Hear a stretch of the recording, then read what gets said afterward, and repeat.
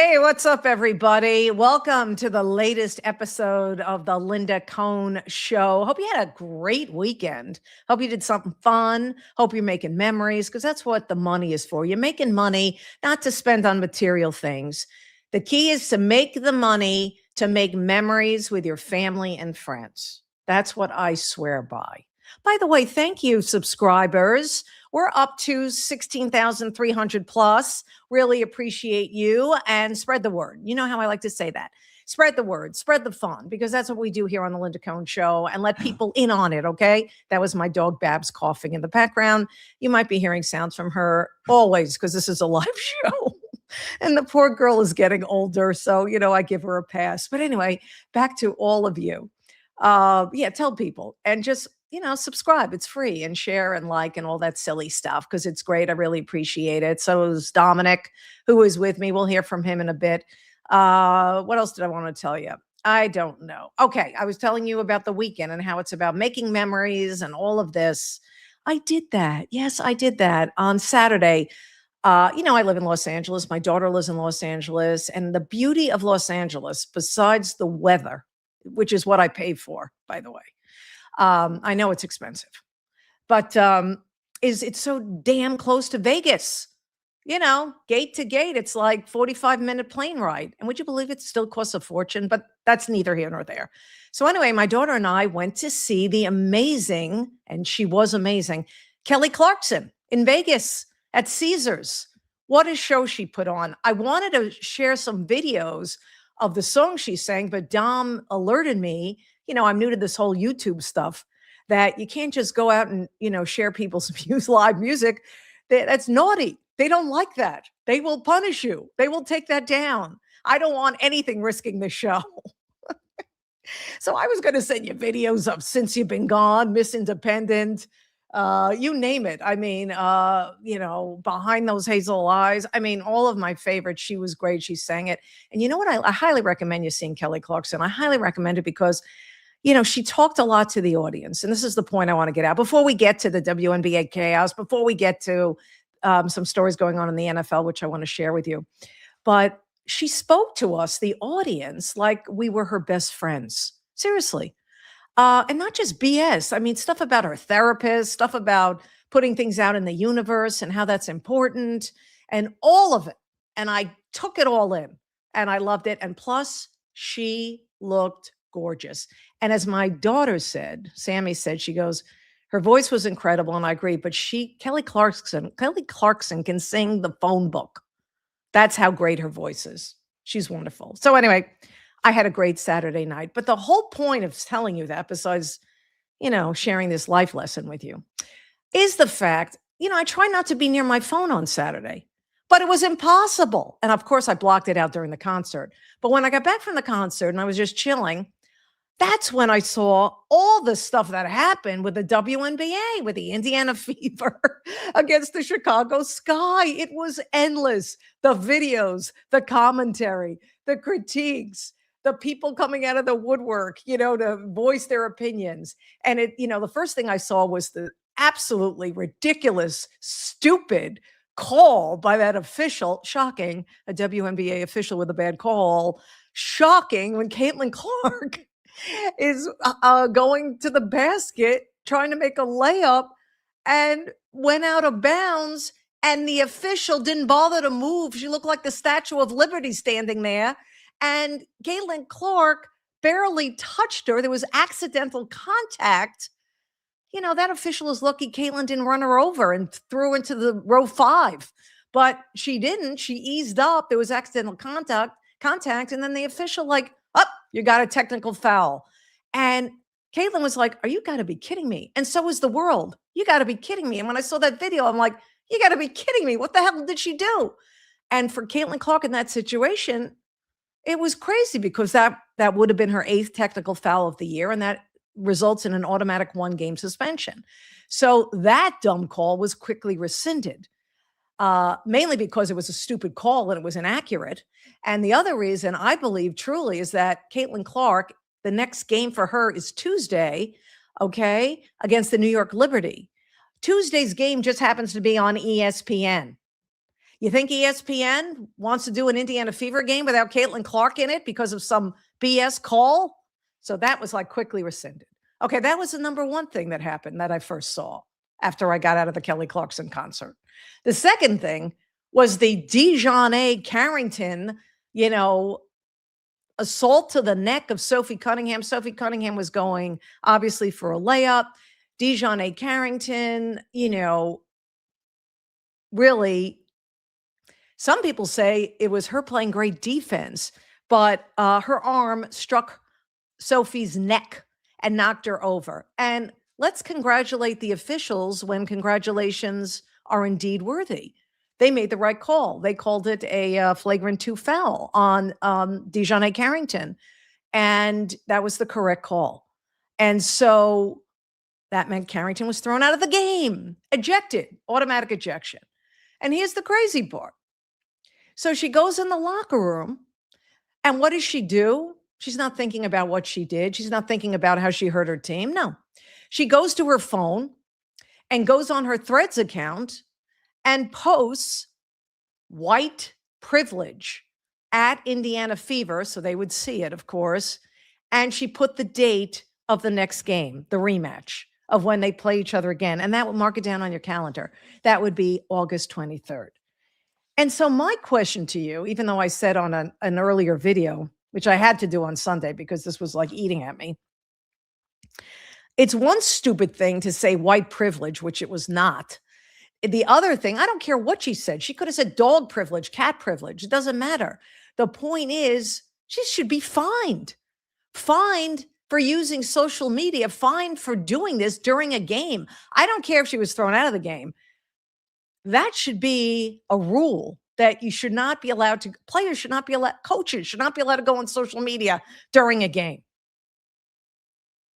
So I'm sure that fine's not going to happen. So anyway, there was those two issues. And you know what cracks me up, though? The thing that always cracks me up is that there's one side of this fence that says, oh, there's the other side always using social media to create a narrative when it comes to the WNBA and how it feels about politics and cultural issues. That's what they accuse people of doing on a certain side. Well, isn't what DiJonai Carrington did, isn't she doing the same thing? She's using social media to make her point and create a narrative. So it's not one side, it's both sides doing that. And then after the game, good old Stephanie White, always creating content for me. I forget what team she coaches half the time because she's busy defending players that are from the other team, not her own. Take what happened, of course, in the DiJonai Carrington situation. Stephanie White agreed the call was correct, but she went on to praise Carrington. Roll it, Dominic.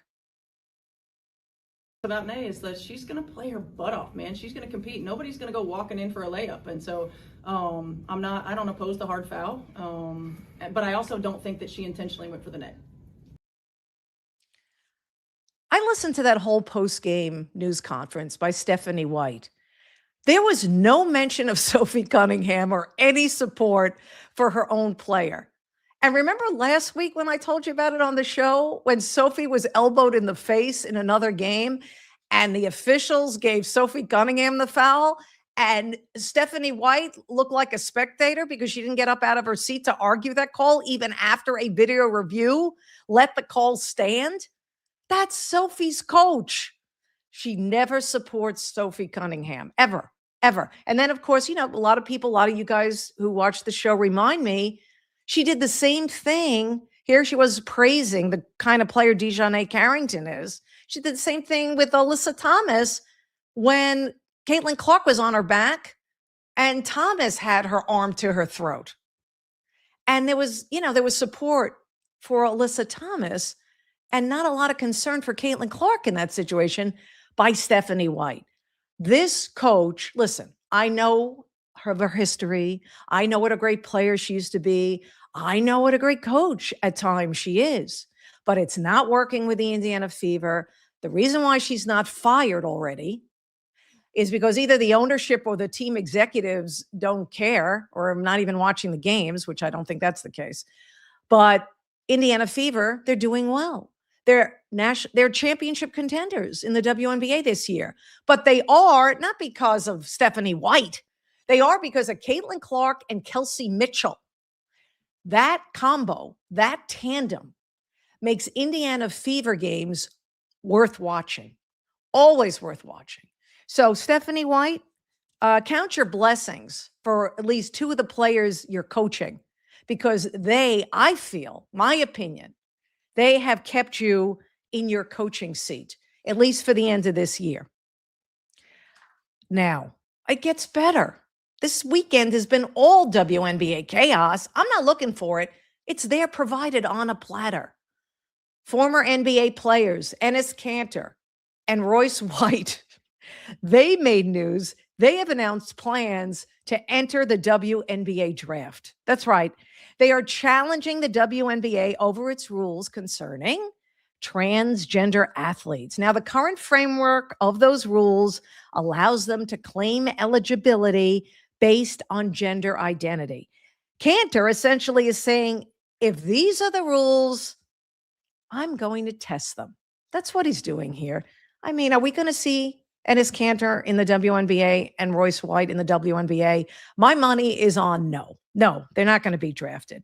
But when this happened, that triggered something in WNBA Commissioner Kathy Engelbert. Hello, Kathy Engelbert. Thank you for being around and, making sure that's not crickets here, because there's a lot going on in your league.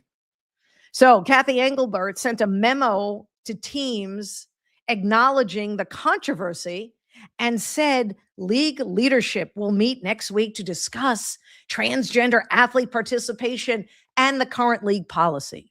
Now, speaking of the current league policy, just in case you want to be, refresher course on the WNBA's current collective bargaining agreement, it reads only players who are women are eligible to play in the WNBA. And that might sound like common sense considering, the W in WNBA stands for women, last we looked. But this CBA, though, does not define woman or establish whether eligibility is based on biological sex, gender identity, hormones, etc., and all that stuff. So any change in league policy is going to happen through the collective bargaining agreement. And that is why the commissioner can't change it. Not that, who knows if she would anyway. But that is why she has scheduled this meeting next week. So they can look at it and they can figure out, these higher ups can figure out, we're going to define a woman this way. So kudos to Enes Kanter and Royce White, because if those two, with their little test of the eligibility rules of the WNBA, if those two prompted this action by Kathy Engelbert, bravo to you two, because at least maybe we're going to get somewhere, and that would be great. So here's a big picture for you. Let me know in the chat box. Let me know and Ask Linda at the end of the show, or just comment. Give me some comments. I'll try to get to them. Definitely. That was my dog coughing again.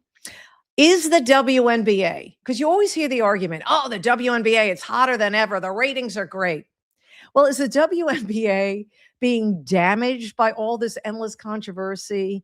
Or is the controversy actually helping the WNBA, become impossible to ignore? I think it's the latter. I think they're creating the controversy and it becomes impossible to ignore. This is why I still talk about it, because it's head shaking, these topics, and someone's got to talk about it. I know I'm not the only one, and I know we're hearing from both sides, but I just don't want to hear one side say, oh, it's the other side making this all a big deal. No, both sides use political and cultural issue topics to voice a narrative, and both sides are allowed to voice their opinion. One side should not be bullied or badgered. I'll stand by that. Let everyone talk. But for me, I like talking about these issues because people are talking about it. And I feel I am the voice of the fan. Whether you agree or not, I am the voice of the fan. And I always have been. And I love hearing what you guys think. All right, can we talk about the NFL, please? For goodness sake.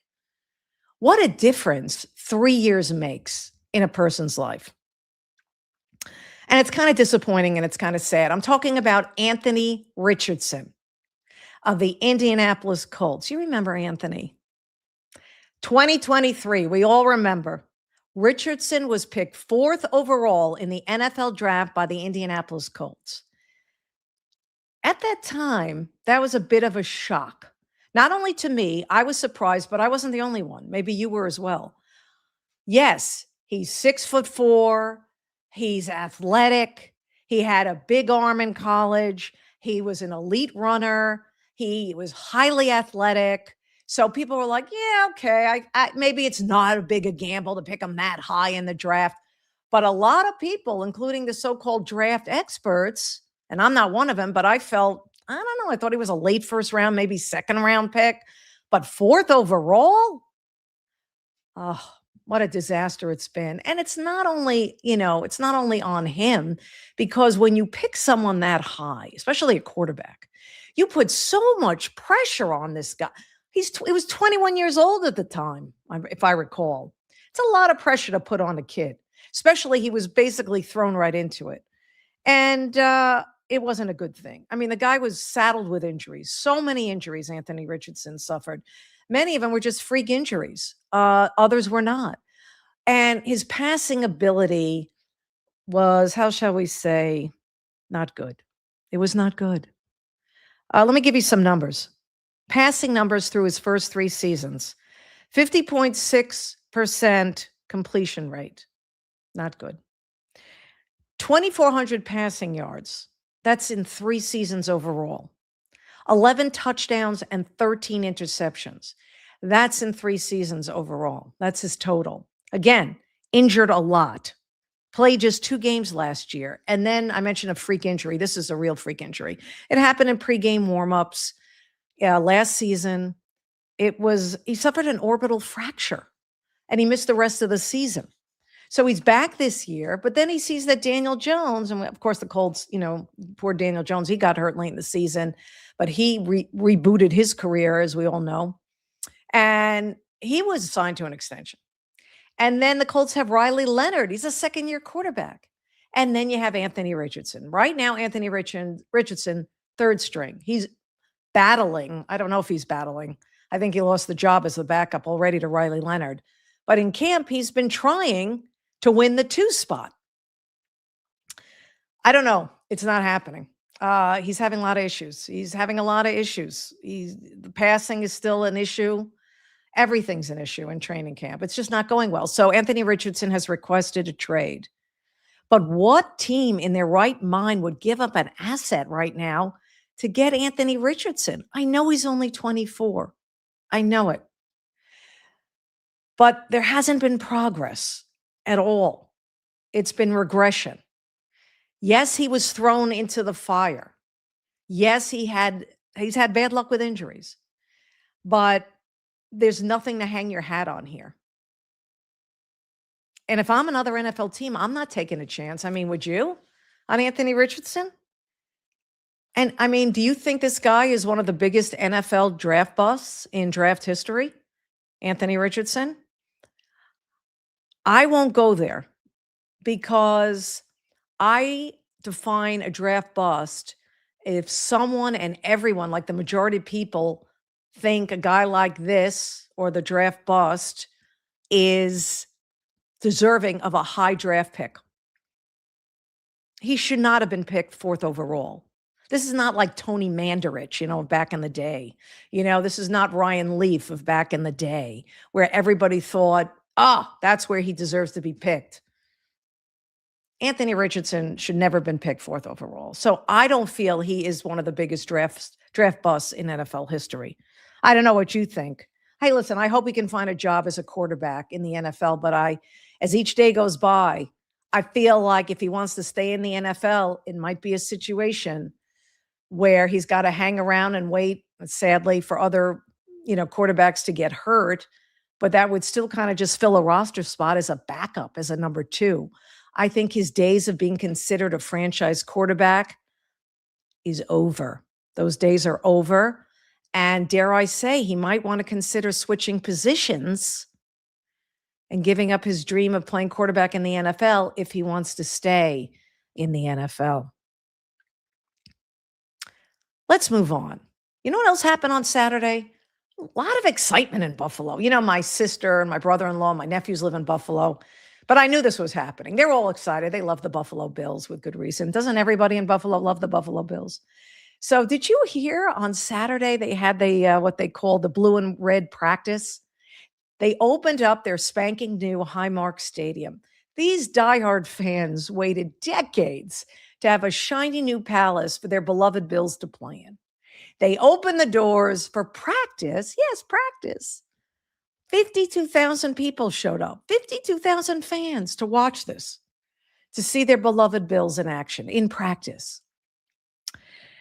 You know, this thing cost $2.2 billion, this facility. So, of course, when they walked into the building, they were expecting, you know, stunning, like a monument, like a palace, right? Like a castle for their knights in shining armor. Well, you know, remember these fans, taxpayer money, I think 2.2 billion was the cost to construct it, but fans paid for taxpayer money was like $850 million made up of that. Taxpayer money. They paid for $850 million of this facility. So they have a say. And we're talking about one of the biggest fan bases in all of sports. Bills fans. Any sport. Bills fans. One of the top 10 fan bases in all of sports. They deserved a palace. They waited long. So what do you think happened? This thing lit up social media on Saturday. Why? Because there were many fans complaining. Okay, they love the concourses. They love the, you know, different things about the facility. There were obstructed views. Season ticket holders, some of these season ticket holders that paid good money had obstructed views. There were like railings blocking some of the field. There were structures blocking part of their view. After many of these season ticket holders were told that they would have unobstructed views, they even asked, they said, listen, if I'm going to put down this kind of money, don't shock me. And when I sit down on my seat for the first time, that my view will be obstructed. And they got guarantees that would not be the case. But what do you think happened? Just the opposite. Not everyone's view was obstructed, but there was enough to create an outburst on social media. People were like posting pictures. It was everywhere Saturday. That is what we like to call an optic nightmare. They don't deserve that. I don't know how this was allowed to happen. How do you let railings block views? Don't they, I'm sure they could have hired, you know, people to sit in some seats, every seat, to check out if their view was obstructed. I feel bad for these fans, especially that's a season tickets. I didn't look it up. I'm sorry. You can look it up. How much they cost for this new stadium? I know they raised the price compared to the old stadium. There was also criticism, not only of the obstructed views, but these small screens, the small video screens for this huge, beautiful stadium. The screens were especially small. Hey, we're all spoiled now. We expect big video screens with these new NFL stadiums. These were smaller. So you couple the obstructed views on certain seats, many of them, with they can't even look at the screens to see what they're missing because they're small. We understand they're small. Did I mention it was an optic nightmare? There are positives. You can look those up too. But the Bills have a problem. They're going to have to address this issue. They're going to have to first explain to their fans what happened and how are they going to fix it? What do they intend to do about it? Can they do it this season? Can they fix it this season? My guess is probably not. And I feel for those fans. I really do. I hope the Bills give them something, I don't know, anything to help them out. But the small screens, and most important, the problem, the obstructed views from many, many seats at beautiful Highmark Stadium, worth $2.2 billion, which taxpayers paid $850 million of. Listen, I know that Josh Allen is seen as Superman and he could do no wrong and he can do anything. And he loves the new uniforms, but even Josh Allen can't fix this. And I'm sure he feels bad as well. So that also happened. You know what else happened? Hey, we've seen this before, but we've never seen it between two superstars, to my knowledge. Training camp scuffles. We saw it this weekend, happened Friday, I believe, with the Raiders. Like they don't have enough issues and challenges. Maxx Crosby, best defensive player on the team, going at it with Kirk Cousins. Now the Raiders veteran quarterback. First year with the Raiders is Kirk Cousins. He's been around the block a few times. They went at it, not once, but twice. And the second contact these two had, it was during some drills, typical drills. The first time it happened, Kirk Cousins gave Maxx Crosby a little, push, a shove, whatever. Second time it happened, Kirk Cousins, it led to an interception, by the way, which probably really pissed off Kirk Cousins. So he went at it with Maxx Crosby. I have no problem with this. So the coach, Clint Kubiak, he's like, hey, they're competing, but you know what? Players got to be smart, even in training camp. You can't lose your cool, can't lose your temper. So he sat them out of team drills the next day on Saturday. I'm sure both Maxx Crosby and Kirk Cousins weren't crying over that.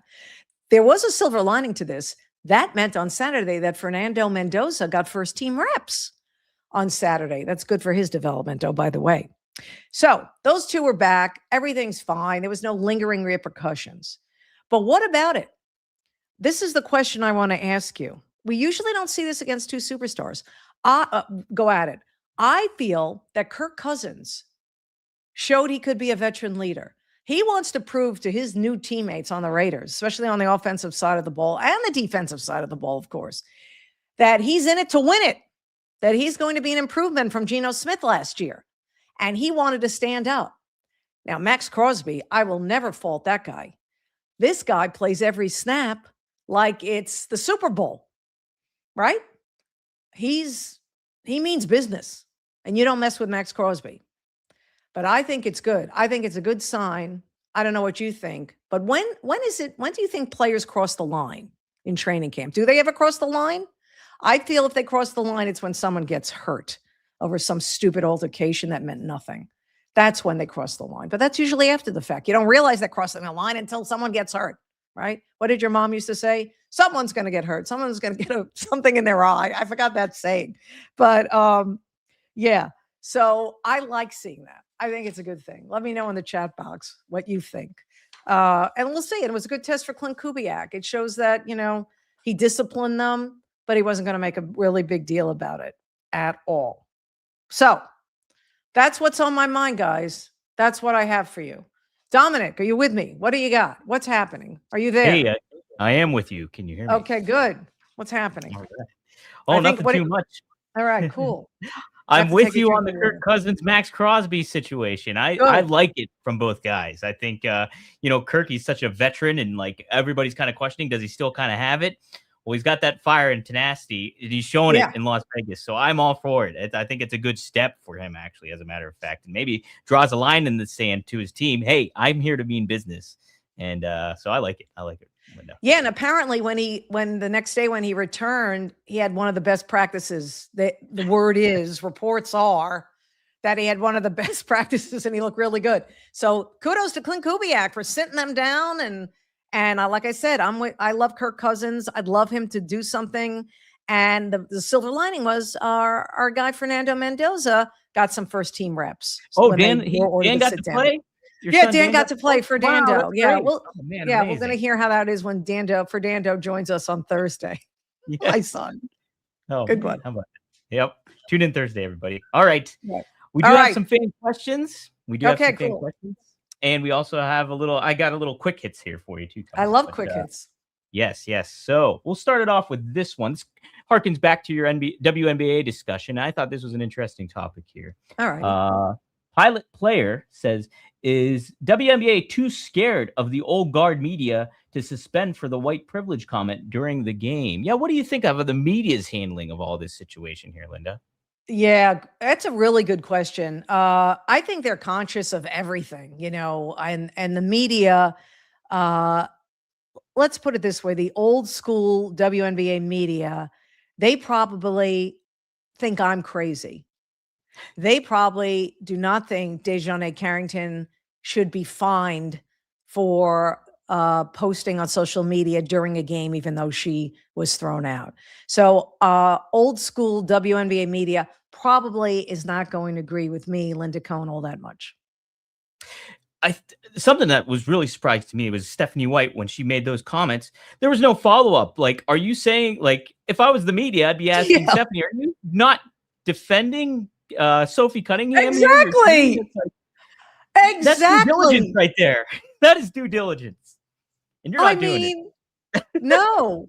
They're like, oh, let's just hear what Stephanie White has to say and how she defends the opposing players. We want more of that. No, it was really ridiculous. I mean, you're going to die holding your breath if you're waiting for a clever follow up by the old guard of the WNBA.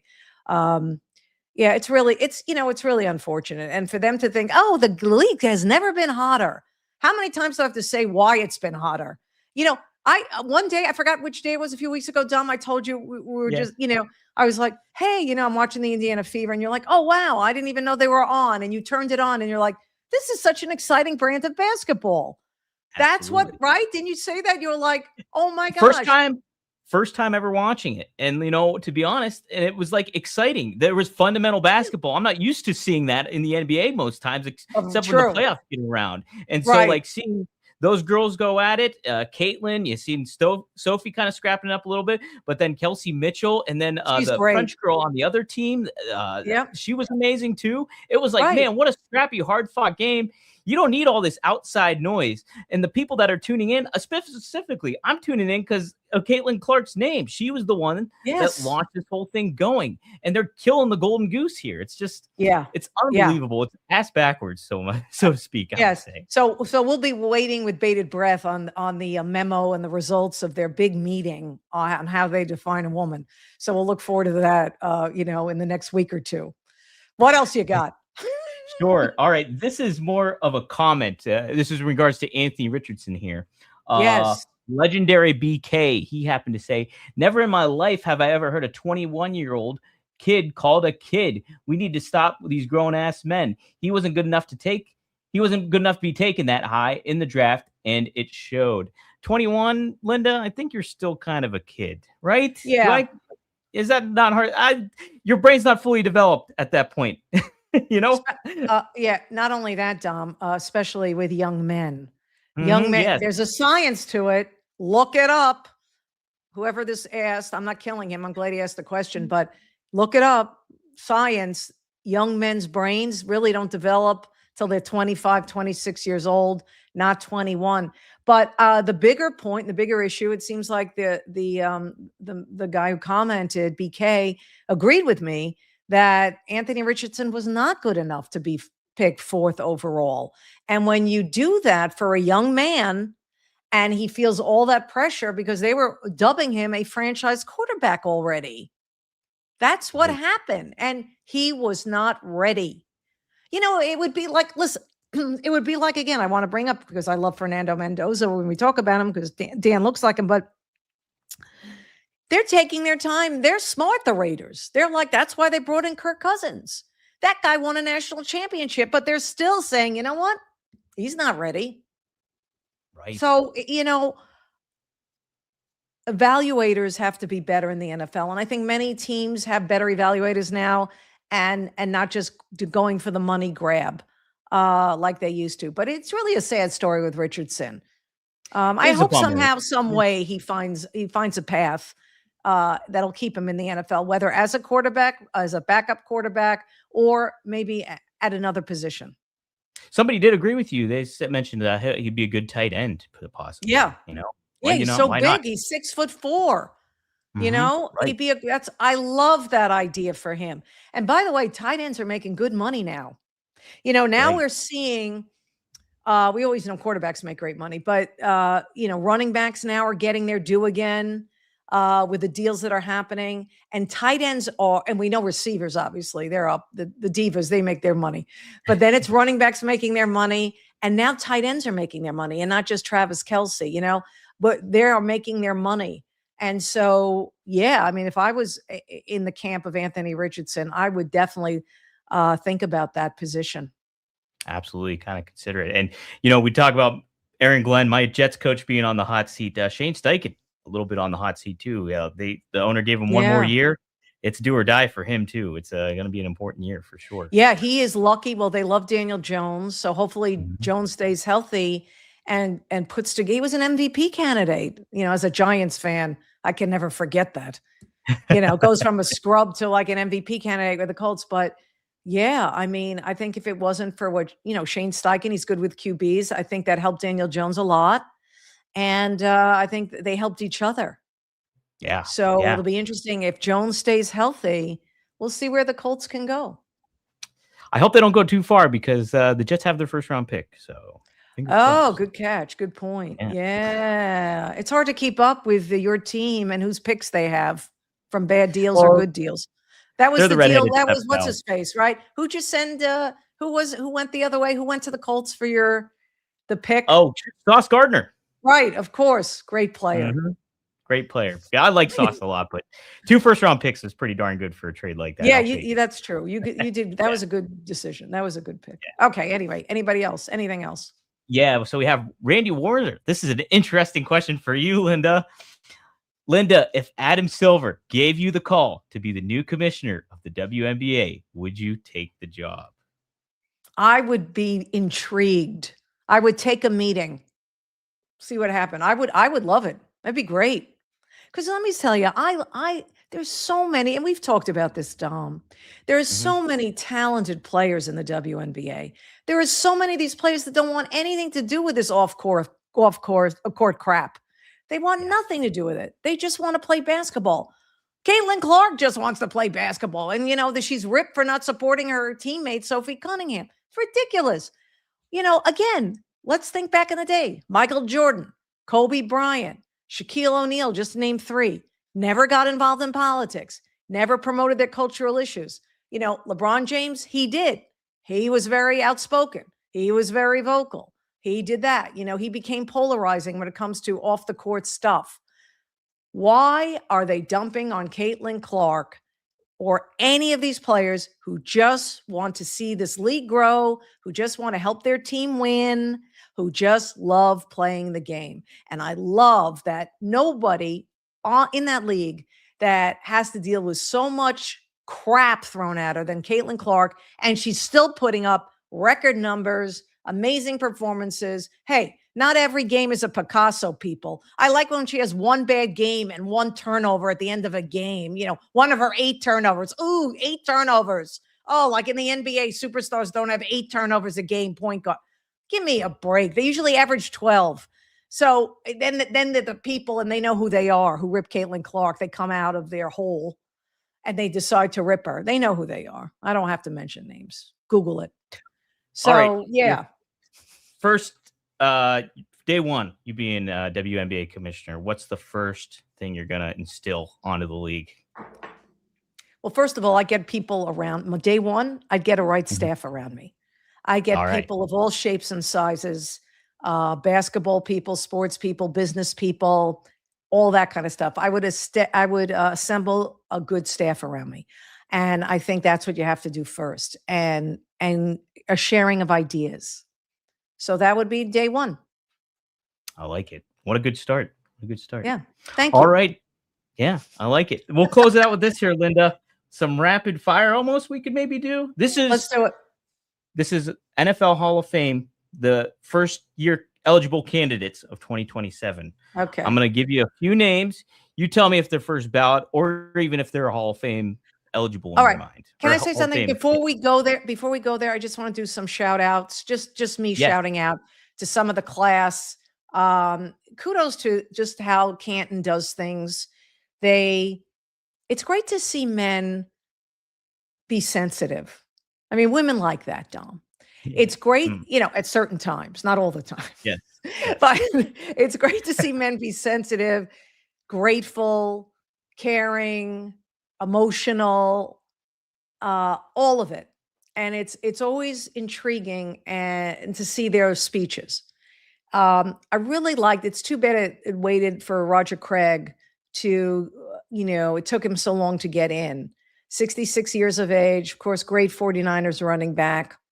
I met him years ago. He was such a delight, such a nice man, really a big fan of Roger Craig. And then we found out he has a form of dementia, which he shared during his speech. He couldn't be there in person. But he was so positive. He said, two things could be true. Football helped me with everything. It made me a better person. I had great relationships with people, all of it. And yet, this was a negative, but I'm sharing my story so I could help others so they can go see a doctor if they have symptoms and don't just say it's old age. So I thought that was wonderful that at least he was alive to be able to feel the love, even though it was from far away from Canton. And a couple of other ones, Larry Fitzgerald. I remember they used to have a thing called ESPN The Weekend back in the day in Orlando. And I was looking for the picture and I couldn't find it. I should have asked Dan, Dom, if he had it. But Dan must have been like 10 years old, 11 years old, maybe 10. And he went with me, so did my daughter, Sammy, but he went with me and he met Larry Fitzgerald. So Dan's 30 now, so that was 20 years ago. And Larry Fitzgerald couldn't have been nicer to Dan, took a picture with him, and I'll always remember that. And Larry Fitzgerald, I didn't have the video, but he was asked a question by a reporter, which I found great. And he gave a real honest answer. The question was, would you have rather have a Super Bowl ring or a Hall of Fame jacket? And he paused because, he never won a Super Bowl. Like Right. the question was, if you would you trade in that Hall of Fame jacket for a Super Bowl ring? And he paused and he's like, well, I don't have a Super Bowl ring. So the answer is no. I think for me, the Hall of Fame jacket is worth more than a Super Bowl ring. And you could make that case, even though it's easy to say because he didn't get one. But I get that because it shows consistency in your career over so many years of being great, as opposed to winning a Super Bowl ring where maybe you didn't play a part, perhaps. He could have won a Super Bowl. He'd been to one. He could have maybe only had 2 catches, for 14 yards. You just never know. And he'd have his ring. But would that have meant more than a jacket? What do you think of that, Dom, before we go into the next class?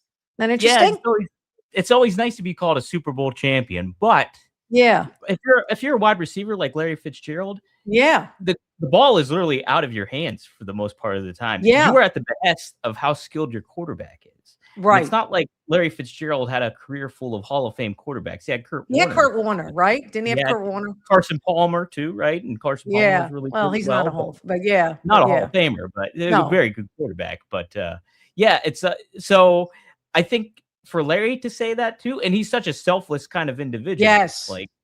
And so I understand it too. I understand it, and I'm kind of with them on that, especially if you're wide receiver more so than not. Yeah. Yeah. Mhm. And then we had, of course, Vinatieri, Adam Vinatieri, funny guy, greatest, so great. Nobody had more clutch kicks than this guy. I mean, you could talk about the old school guys, the Morton Andersons for longevity, but Adam Vinatieri did it when no one could. No wide rights, none of that stuff, in snowstorms, in blizzards, when everything was on the line. And he did it for 2 different teams. And he won 4 Super Bowls, 3 with Brady and Belichick and 1 with Peyton Manning. We heard all his jokes. Yeah. We love Peyton Manning, and he was ripping his forehead, but knowing Peyton, and Peyton's so great, he laughed that off, and he just said, yeah, humble kicker. Which was so funny. I love Peyton so much.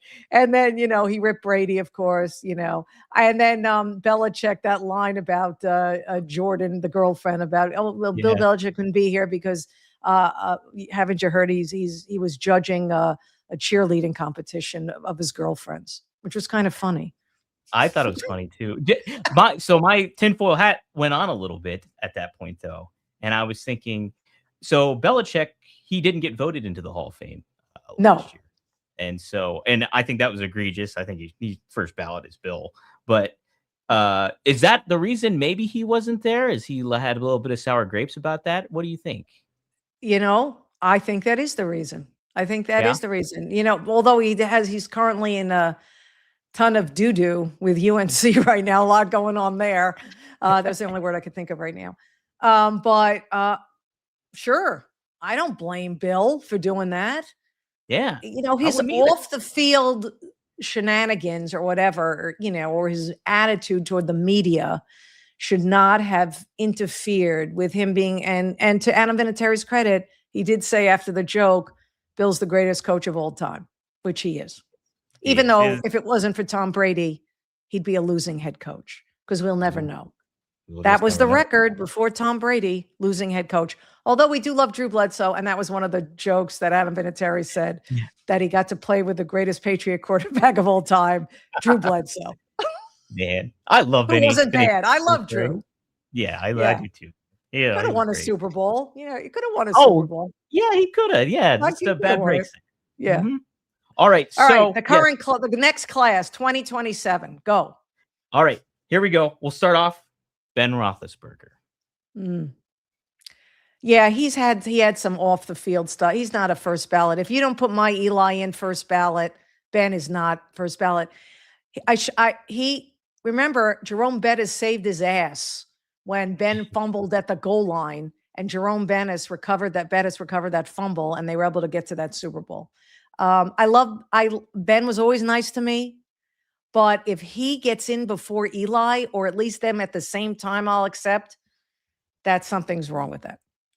I think we're going to have to set aside a full episode for your Eli Manning for Hall of Fame argument. Yes, I think we do. Just a complete episode. And maybe we can get Eli on. I don't know. Again, Eli has no idea how much I should be president of his fan club.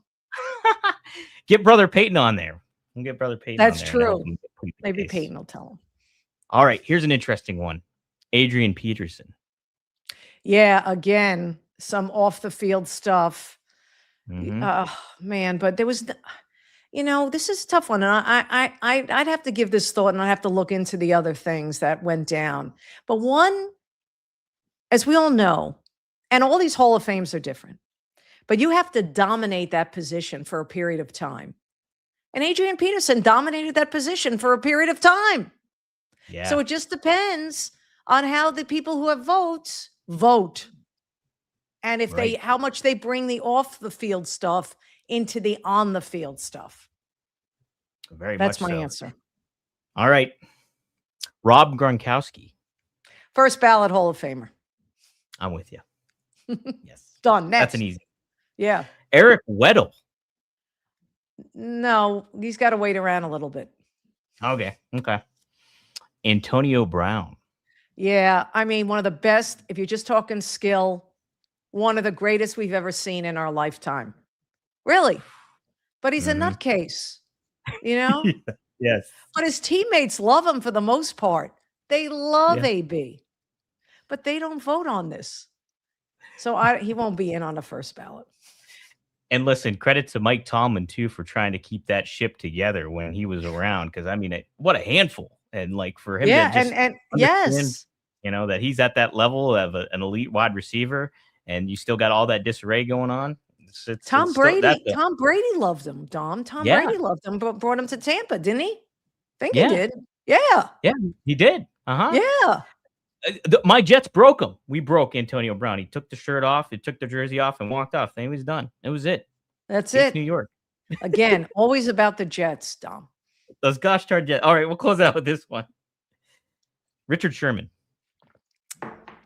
Yeah, again, dominating a position for a period of time. Legion of Boom. Super Bowl champion. Okay. Had some off-field stuff. It's just where these voters' heads are at. Yeah, that's a toss-up to me. I wouldn't be surprised if he gets in first ballot. And then I also wouldn't be surprised if, they're sending a message to some of these guys. Do you think that should be the rule, though? Sending a message in certain ways? No, I think it should be for on the field performance, unless it's a criminal thing. We're not talking O.J. Simpson here. Right. Right? I mean, yeah, there's some dicey Unless stuff with it's some of these something folks. criminal, unless it's something they're arrested and charged. Right. Then it's a different story. Then it's a different animal, different story. All right, we'll convene on this next year, okay? All right, great. We'll add that to the list of things to chat about. Yes, for sure. Good. What else do I want to close with? I don't know. I know Tuesday I'm going to watch the Indiana Fever because I know something else is going to happen. They're playing the New York Liberty. So we'll see if something goes down. But honestly, it's getting close to, I love chatting about the NFL. And little do we know, sooner or later, we're going to talk hockey. You know, I'm going to talk hockey. The NBA and the NHL are just around the corner. That'll be so great. But for now, thank you guys for tuning in for the live edition. You know, to please like and subscribe. And you can, if you missed anything on this live show, no worries. It's always there on the channel. If you subscribe, you can also be notified when I post something new. If you missed anything, I love that aspect of YouTube where if you're a subscriber, they'll alert you on your phone. Hey, Linda just posted something, and then you can watch it and then you can like it and tell your friends to subscribe. And thanks again, 16,300 last I look. I appreciate all of you. And I don't know. That's it. I think I'll go hang out with my dog Babs. And yeah, Kelly Clarkson was amazing. What's my next concert? You know what's on my list? I'm seeing Evanescence at Red Rocks in October. Never been to Red Rocks. Love Evanescence. I'm big on the concerts, but you're going to hear more about that. But I'll probably see somebody else before that. Also, I might see Daughtry on my birthday in Anaheim. Love Daughtry. Seen him before too.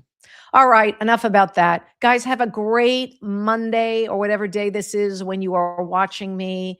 And we will see you Thursday when my son Dan joins me, a.k.a. Ferdando, as we'll talk his hot NFL takes. And I can't wait for that, of course. See you then. For Dominic, I'm Linda. Bye.